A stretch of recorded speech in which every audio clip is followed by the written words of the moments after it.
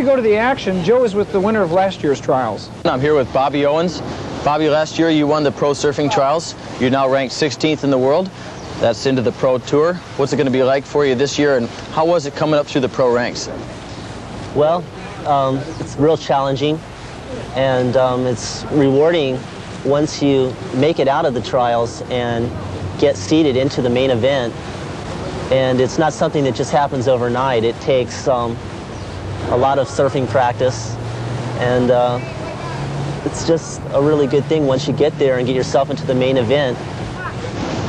So, could you give any tips for some up-and-coming youngsters or former ranked pros about how it is to go through the trials? How can they make it through? Well, it takes versatility for one thing, and that means surfing a variety of different surfing breaks, because the trials can be held here at Sunset, or on another day they might just bring it down to Haleiwa. You've got to be ready for all these different type of conditions. And also your equipment is a big factor on your performance. It's really important to get your surfing equipment down and make sure you're just prepared mentally and physically by the time the contest comes around. And that way you'll be you know, just prepared and ready to go. Good luck, Bobby. Thank you. Thanks a lot. The second semifinal heat, we have Willie Morris from California, Mark Fu of Hawaii, Richard Cram of Australia, Mike Cruikshank of California, Martin Potter of South Africa, and PT Peter Townsend yes, of Australia. As you mentioned, the 75 professional champ. This has got to be a comeback for PT if he's in the trials trying to get himself back on the tour. Beginning the second semifinal heat on the outside in the green jersey. The green jersey, that's Peter Townsend of Australia. In the white water.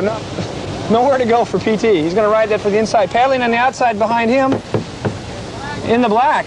In the black jersey is Willie Morris of California. He's going to get in the white water, close out. He's holding on there. PT's riding the inside section really nicely. Going to come all the way in here. He's got a nice inside section wave. It's peeling very nicely. It's very cooperative. Getting into shallow country here. It's cold. Well, he rode that a long way, didn't he? He rode it as long as you can. On the outside, we have in the red jersey, Richard Cram from Australia. Richard won his quarterfinal heat. That was a nice set. 5 good, strong waves coming through there. We still got 2 good solid waves yet to come. On the outside, a late big takeoff with a big lean back. For the man in the blue jersey, that's Martin Potter, South Africa. Currently rated 7th in the IPS Tour. It's amazing to look at Martin's physical stature. A small kid out there with those big waves. It just amazes me to see him out there. Rob, it's an amazing fact that no one from Hawaii has ever won the International Professional Surfing Crown. That is amazing, Joe. You know, I asked a couple of surfers why they think a Hawaiian has never won the title. When it comes to competitive nature, the Australians have a definite edge. They're a real competitive group of sportsmen. They have a lot of competitions that they work their way through, amateur and professional, so many more than we have here in Hawaii. So they have much more opportunity to get used to competitive tactics and what have you. They don't have as much competitive experience as the Australians. Like, as an example, there doesn't seem to be a lot of young professional surfers in Hawaii, where in Australia there's thousands of them. We have professional contests at home for 10 and 11-year-old kids. There's like different divisions. So I think the Australians have got the edge just in their, not in their surfing, but just in their competitive experience. It's come of age now to where Hawaiian is very capable of pulling it off.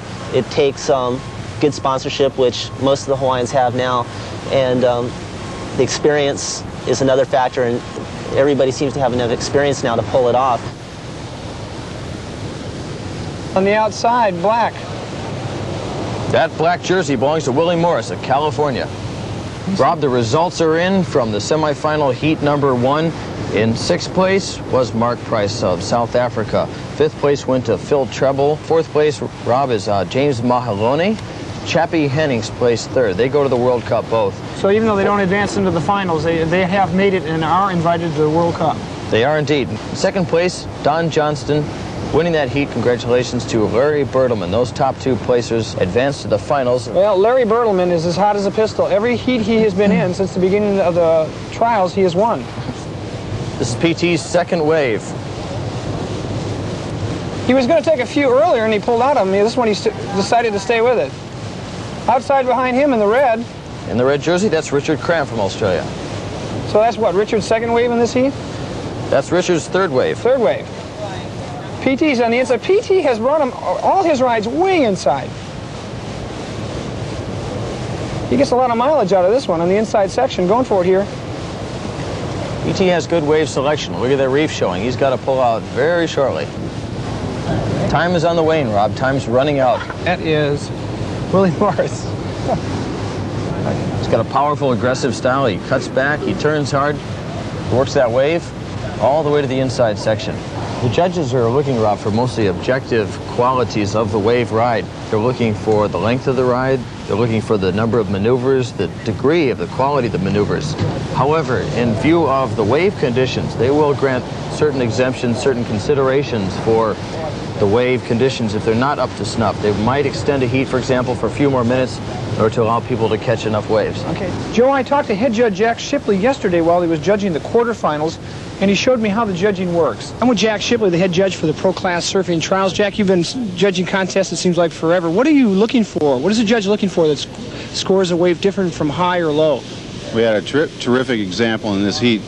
Ken Bradshaw showed us all what it really is to get a high score. They took off in the North Peak, worked himself all the way through the West Peak, got an incredible tube ride, and just did it all for a score on my sheet of 19. And that's how we go on these things. Like, we start with this little scale here, like a bad ride.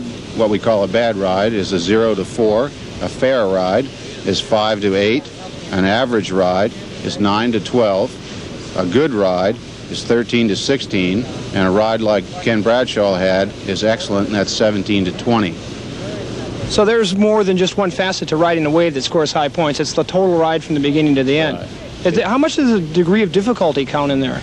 A great deal. That's what separates a good ride from an excellent ride, when they throw in the degree of difficulty, too. Now, today, with the waves being as large as they are, it's a little difficult to see over the outside sets when the inside sets are breaking. It makes your job a little tougher, doesn't it? That's right. And what we do is the surfers do get kind of caught in what we call a trough between the waves. But in that particular trough, it's almost the exact same.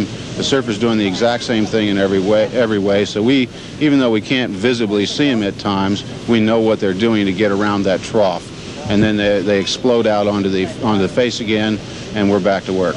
So you're identifying by colors, and I noticed that you have a couple of spotters here that call out the colors for you, so that makes identification at this great distance a little easier for you. That's right. We use 3 spotters in every heat, and we have bright colors so we can pick them out. Okay, we'll let you go back to judging here in this heat. Thanks, Jack. All right, Bob. Thank you. Richard Cram is taking off on this, the second semifinal heat. Well, as it was commented earlier, the Hawaiian surfers said that they like the bigger waves. A lot of the foreign surfers here said that they like the smaller waves. So maybe the momentum of the fact that they are not from Hawaii, are not familiar with sunset's conditions, is offset by the fact that the waves aren't that big today. Yeah, so it makes it a nice balanced contest. You have contestants from all over the world still yet in these semifinal heats, and the waves are rather balanced. They're neither too large nor too small. So it's a good challenge, a fair challenge for all contestants involved. Richard Cram working his way all the way into the inside section. He's got a nice inside section wave, Rob. It's cooperating. It's not closing out or breaking in front of him.